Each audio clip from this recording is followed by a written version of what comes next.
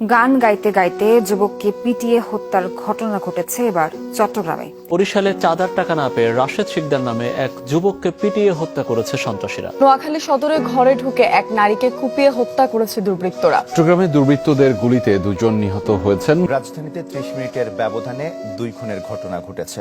গাজীপুরে জাতীয় বিশ্ববিদ্যালয়ের উপাচার্যের উপর হামলার ঘটনা ঘটেছে। ধানমন্ডিতে প্রকাশ্যে কোপানো হয়েছে এক যুবককে। কিশোরগঞ্জে পূর্ব শত্রুতার জেরে ডাকাত আখ্যা দিয়ে এক দিনমজুরকে পিটিয়ে হত্যার অভিযোগ উঠেছে।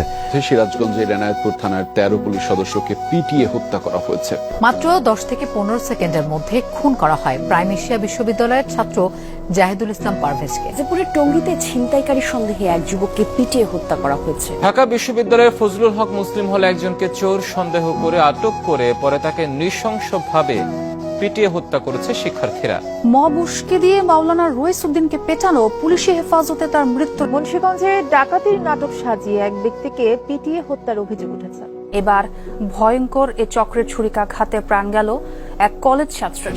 চট্টগ্রামে আফতাব উদ্দিন তাহসিন নামের এক যুবককে প্রকাশ্যে গুলি করে হত্যার ঘটনা ঘটেছে। সাভারের ব্যাংক কলোনি এলাকায় এক যুবককে মাথায় গুলি করে হত্যা করেছে দুর্বৃত্তরা।